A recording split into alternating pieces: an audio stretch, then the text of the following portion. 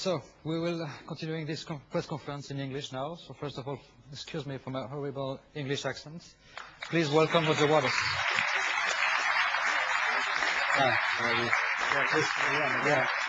The center guy. Bonjour, tout le monde. We are very happy and proud to have you in this room. We'll try to understand together how this concert came about. There are three topics we will develop together.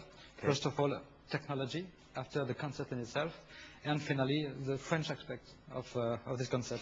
The first question brings us right to the heart of the subject, technology. Formula One is everything about technology. Pink Floyd and yourself were the very first to put some technology in your music to create a special sound. How did this come about? The start of Pink Floyd we're talking about now. The start of using high technology in music. Well, you would need to ask Les Paul, you know, who invented the electric guitar, because we came along a long time after that, and we just used whatever was available. Yeah, and what drove you to explore this technology? Maybe it's the better question to invent a new sound. That's a difficult question because, to be honest with you, I couldn't be less interested in technology. You know, I have no interest in technology. So I'm interested in ideas and human beings and heart and soul and poetry and life and literature. Technology leaves me entirely cold. So my interest, for instance, in Formula One would have nothing to do with technology. It would be to do with the idea of that one guy in that machine going as fast as he can around that track, and the drama and the story that exists in those moments. You know. More human things than technology. Yeah. So we will talk about the concept. Okay. We are right in the center of the thing. Dark Side of the Moon will be a large part of the show, not only, but a large part. It's the first concept album of the history of the music. It's also the first Pink Floyd album you completely wrote. What place does it have in your heart, tell me? Well, Dark Side of the Moon, I think, was the final coming together of the four talents of the four of us who were involved in the band. It was a piece that we had been working slowly towards through the preceding albums, through Umagumma and Metal, and with songs like Echoes and things like that. And in Dark Side of the Moon, we finally achieved the synthesis, if you like, of the creative talents that were in the band, and it is a very complete work that still sounds quite fresh today. So I'm really looking forward to doing it live. Yeah, fun. Yeah, this Dark Side of the Moon will be played during the second part of the concert. Yeah. What is your program for the first part? Well, I'm not sure exactly what all the songs are. I wrote a list out yesterday. Is it Monday today? Yeah. Yesterday. And so I have a list of about, I suppose, 15 or 16 songs, and I will rehearse all of those songs with my band, and then we will decide what we're going to put in the first half. A lot of it, I suspect, quite a lot of it will be stuff that I performed a few years ago when I was on the road. But I'm doing hopefully 4 songs that I've not done before. A couple of old Pink Floyd songs and a couple of new songs. Nick Mason will be at your side for a few songs in this concert. He will. How best do you describe your complicity that goes from the school benches? How what? Your complicity with him. Describe it to us. Well, obviously, he's the co-pilot. Yeah. You know, I'm in the left seat, and he flies and I don't. But Nick and I are very old friends, and he played. Set the controls with me on my last tour when I played in London, and then of course at Live 8 last summer when the four of us played together on stage.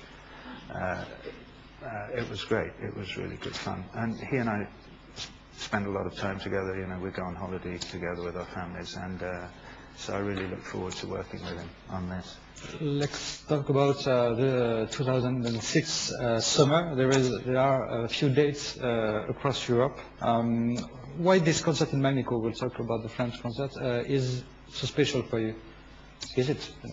Well, 2 reasons. First, I had really decided that I wasn't going to work this summer until the Magnicourt thing was suggested to me, and the idea of doing Dark Side of the Moon and the fact that it's on 14 juillet, évidemment, was interesting to me. And so I started thinking, well, maybe that sounds like fun, you know, and it could be a really good gig, and I could work with Nick, and we could do this thing which I've never done. I haven't done Dark Side of the Moon live since 1974. And of course, my European agent, Andrew Zreck, was lurking in the wings, ready to pounce on the slightest hint of weakness and say, well, of course, if you did that, you could just do this and do that and there. And slowly it's developed into, I think we're doing 17 shows around Europe, everywhere from Istanbul to Athens in the south and to Reykjavik in the north and everywhere in between. So I'm really looking forward to it. Another question about Dark Side of the Moon. It's typical, I think, silly question. You know, there's a, you will understand. What if I asked you Dark Side of the Moon and The Wizard of Oz? Yeah. What can you tell me about that? You're not going to ask me that. Yeah. It's crazy. Well, many people have asked me before, and it's nonsense. Total nonsense? As far as I know, yeah. I've never checked. I mean, I've never done the experiment. Yeah, great. But yeah, there's certainly no one in Pink Floyd was aware of any kind of correlation between The Wizard of Oz and Dark Side of the Moon. Okay, let's talk about the French aspect of this concert. There is one French aspect with you because of the opera, Ça ira. What brought Roger Waters to compose an opera first? Etienne Rodagy brought me to it by bringing me his work in 1989, you know, before the bicentennial. And this story is very well known now. So, but I'm happy to say, you know, that it finally came to fruition in Rome last November. And I've just recently heard that they're going ahead with a full production in Poland on July the 6th and 7th in Poznan. That's definite now. And I just heard as well that Bryn Terfel, who was the baritone who sang on the records, is being involved in a concert performance in Cardiff, in the Millennium Centre in Cardiff, in this coming October.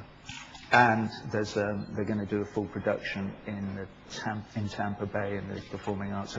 So it's just, Saga has got its fingernails on the edge of a cliff and it's dragging it up into a slightly higher profile. Okay. Last question. To perform a concert on the 14 juillet in France during the centennial of the French Grand Prix, what frame of mind will you be in? Well, you know, Bastille Day is important to everyone in the world because it reminds us of the Declaration des Droits de l'Homme and of August the 10th the following year. And, you know, when for the first time anyone established the idea that individual human beings have rights, and I think that's a fundamentally important idea that your revolution gave us. And that, together with, you know, the American Constitution from whatever, those are very important documents and ones that we need to be carefully rereading now, you know, particularly the current administration in the United States and my government in England, who seem to have lost the plot slightly, I have to say, maybe a bit. Before we let the journalists loose to ask some questions, let's have a look to the official Magnico concert poster and the address of the concert website, which is probably on the back. It's live. It's never work when it's live. Peut-être en français, est-ce qu'on pourrait avoir, voilà, sur l'arrière.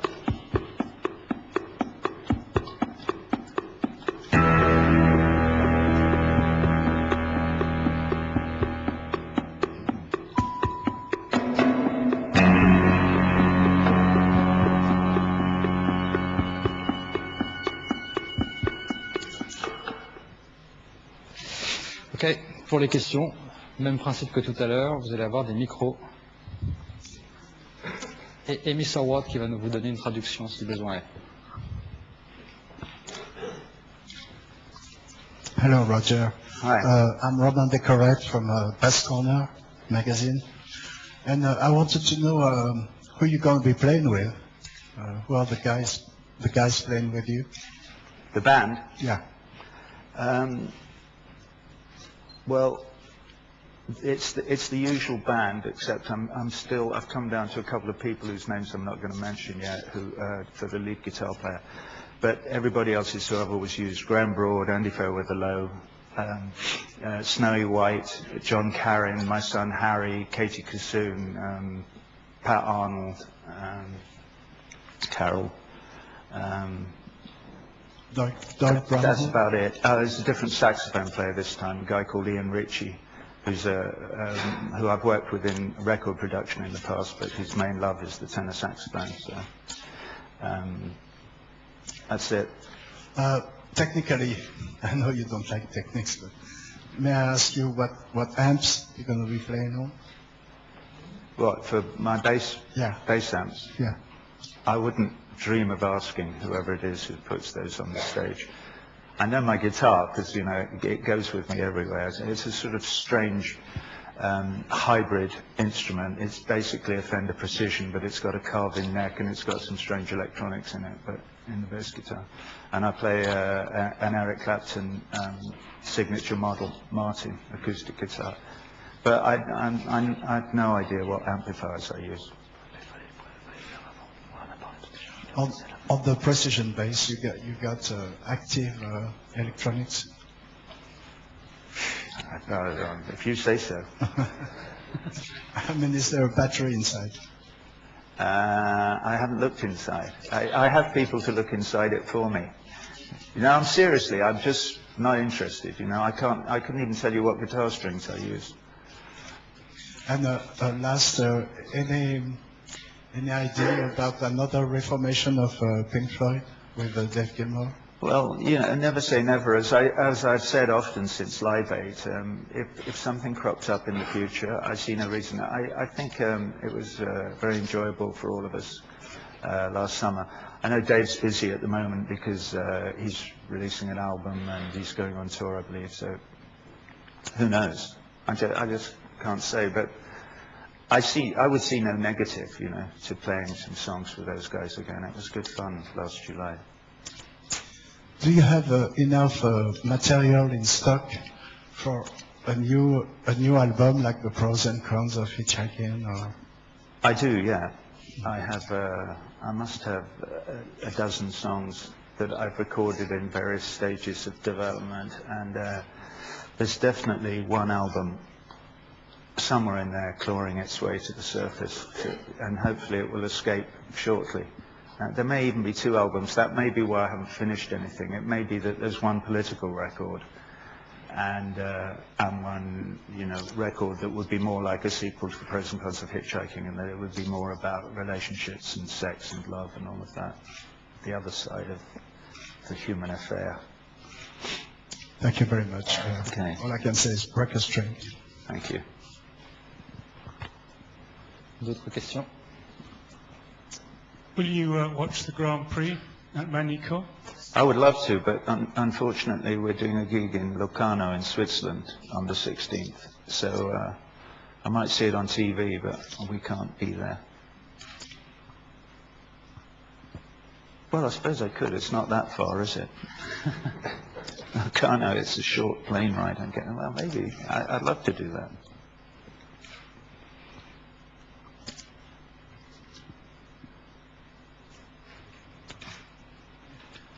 I've heard that you've bought some racing cars in the late 70s with the other members of the Pink Floyd. Is that true? With the other members of the Pink Floyd in the late 70s, I've heard stories that you have bought some racing cars, like a voiture de sport? No. I had a brief flirtation with Ferraris. I confess I did own a Daytona once. You have bought a Ferrari, though? A Daytona, yeah. Okay.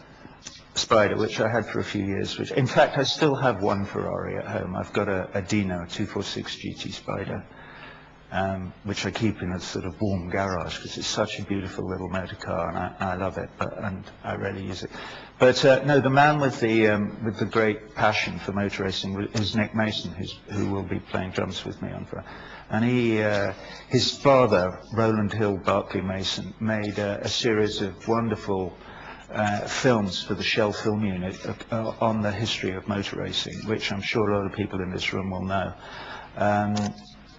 And he used to race blown 29 4.5 litre Bentleys, as an amateur, the old Le Mans Bentley. And Nick got that bug from his father.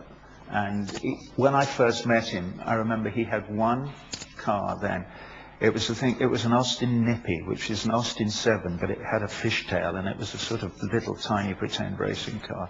And very soon, when we were at college, I remember him going and spending his grant on a 1.5 litre Aston International, 1929 Aston Martin International. And from then on, every time he made a few quid from rock and roll, he spent it on cars. And he's got an incredible collection of cars now, which he will tell you about. I think he's coming later to do some press on this thing. And he has an extraordinary collection.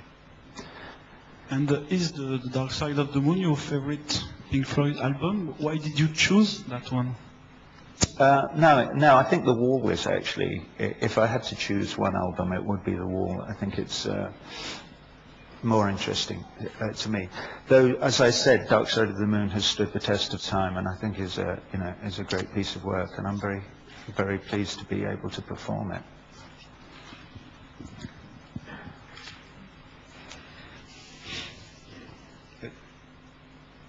Yes.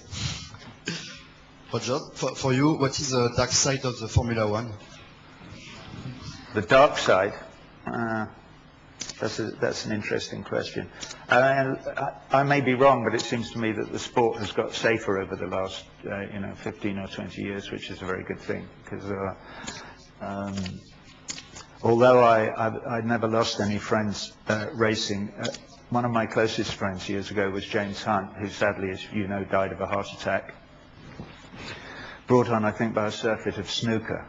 But when he was racing, it was still very dangerous, I think, and so I'm glad to see it's safer. Though it's still, it seems to have got. I'm not very good on Formula One. I haven't followed all the rule changes, but it seems to me that in the last few years it's become a bit more exciting. It's become less of a procession.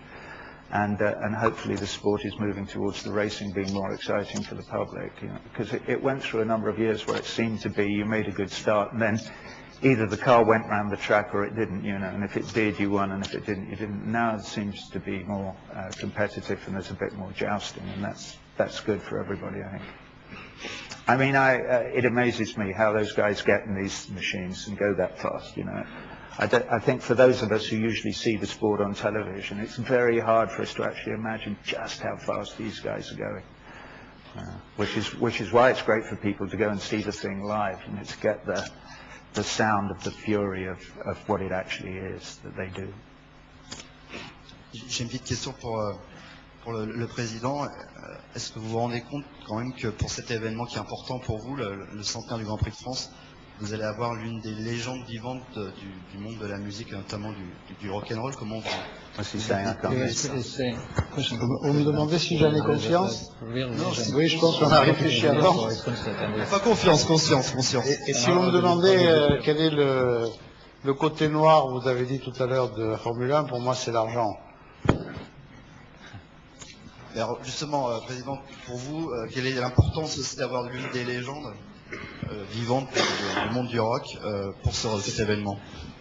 Mais écoutez, l'importance pour moi, c'est d'avoir une dimension à la hauteur de l'événement, la Formule 1, Roger Waters. On m'avait proposé l'année dernière, avec beaucoup d'insistance, un concert que j'ai refusé, et celui-là, je l'ai vraiment non seulement accepté, mais souhaité. Mireille Mathieu n'est pas trop déçu. Alors, peut-être que Roger va chanter la Marseillaise. I don't know. Pourquoi pas?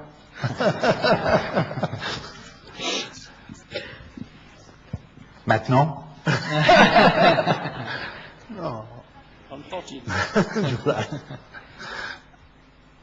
Voilà. D'autres questions? Non. There's the lady there. Oh, no, she's another one. Hi, Roger. Hi. I'd like to know what you're listening to now on music. You have some bands. I can't hear you. Would like to know what kind of bands are you listening now? Are you into modern music or still listening to old stuff? What kind of music you learn to nowadays? Oh, do I listen to? Yeah. What was the last thing I listened to?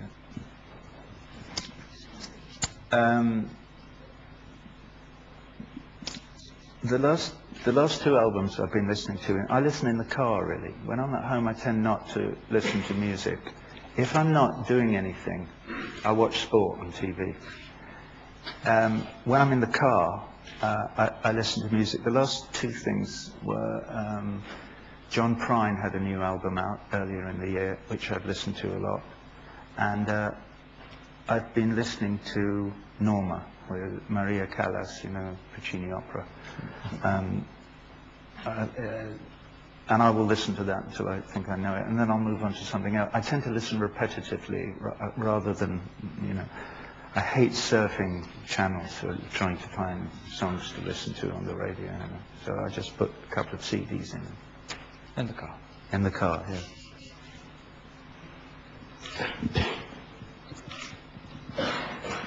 D'autres questions? No. I think it's done. Good. Yeah. Just, I think you'll have to do a short picture with everybody. I think we were just standing next to there, so over by the bring it there. Thank you.